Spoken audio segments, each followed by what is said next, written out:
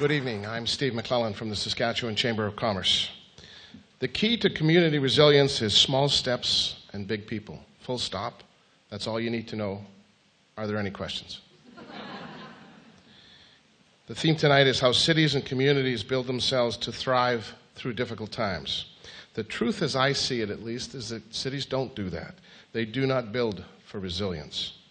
Most have emergency measures plans and skilled people who train and are ready when a situation hits its worst. But in most cases, that's a move to mitigate the damage to infrastructure and has less to do with the human factors beyond, of course, moving people from danger at the time of greatest concern. The need for resilience can be many things.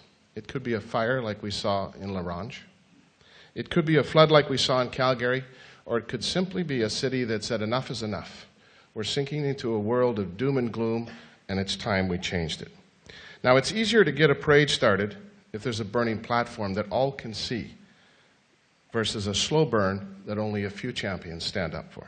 Either way, recovery is possible, and in fact, we have fabulous examples across North America that we can celebrate. There are, I think, 3 steps to resilience. First is preparation, and on the community basis, emergency measures must be in place. Without sufficient preparation being in place, the next steps are harder to achieve, not impossible, but unnecessarily harder. And in some cases, it would appear, nearly impossible. So let's not make the impossible to do any harder. Happily, though, the impossible always gets done when there's no other choice.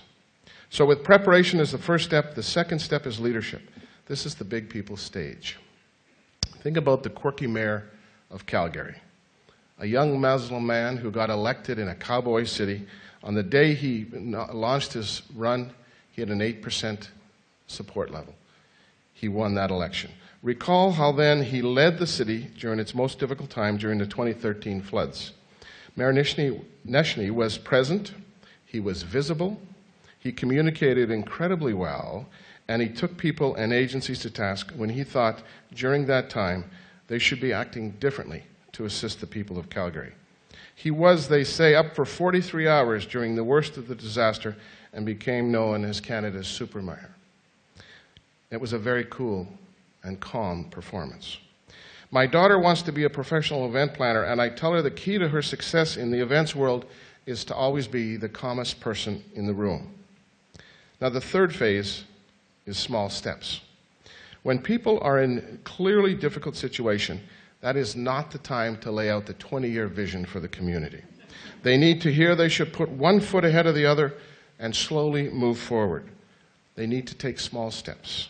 When a leader in a military exercise gets too far ahead of their troops, it's pretty easy for the troops to look off in the distance and mistake that leader as the enemy. In the 1980s, New York had a crisis of doom and gloom and crime.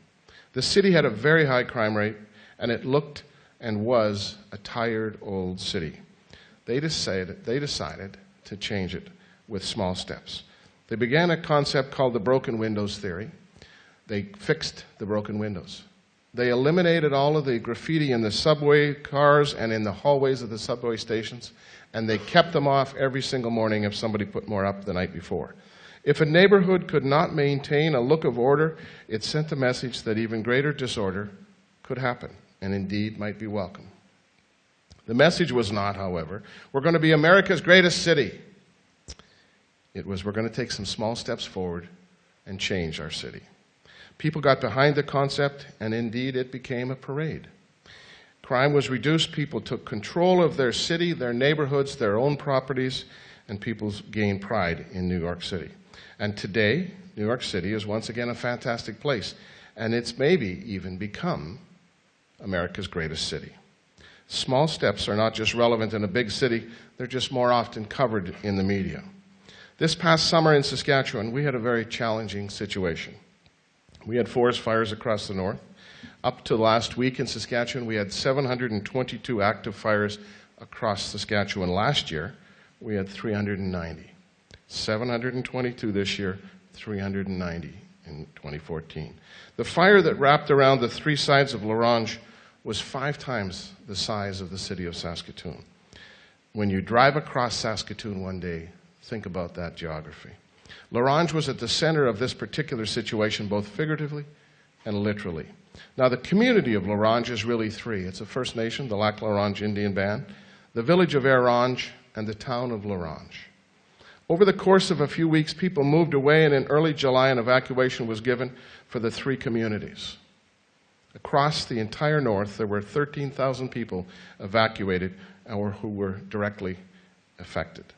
What I want to speak about is the big people element of our fire situation, and specifically on the chief of the Lac L'Orange Band, Tammy Cook-Searson. I have met her, but I do not know her well personally, but I can tell you what, I'm a fan. After the evacuations, these evacuees were briefed regularly by the people in particularly the evacuation centers, but the formal briefings may have not given people information in a manner that they would understand or would absorb. They have lived through a very difficult situation, and in some cases it was not information from people that they could trust, with all due respect to the professionals who were there. And also it came from strangers, which in many older people or young people, that was a challenge. But all of the people of the community of L'Orange, and especially those of the L'Orange Band, had Chief Tammy, and Chief Tammy had social media. I followed her on Facebook over the course of the summer, and I watched her brilliant messaging. It was a daily combination, sometimes 2 or 3 times a day, of details. The specifics were important to people, when they might get back.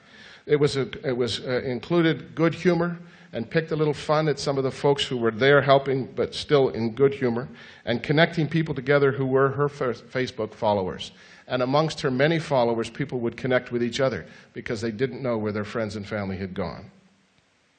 Remember, there were 13,000 people who had to leave their homes, and suddenly, in many cases, social media became a big connector of many of them. I don't know if she stayed up for 43 hours.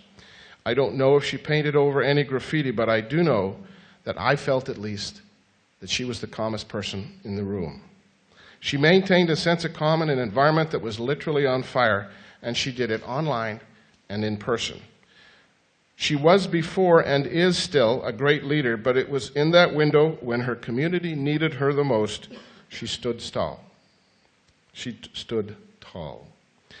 When we all needed a person throughout Saskatchewan to show leadership, she did that.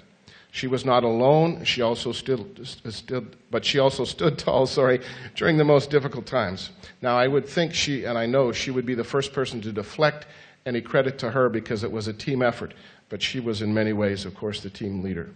And now from the summer of 2015, L'Orange will grow back its forests and rebuild what was lost. It may use this situation to become stronger than before, and I hope and I pray that it will. I believe in the line that a crisis is too good of a thing to waste. So from the ashes of 2015, our North can and will be even better than it was. Fear and chaos causes people to divide, and in those situations, big people are needed to dispel the fear and lead people forward using little steps and a clear vision towards a better place.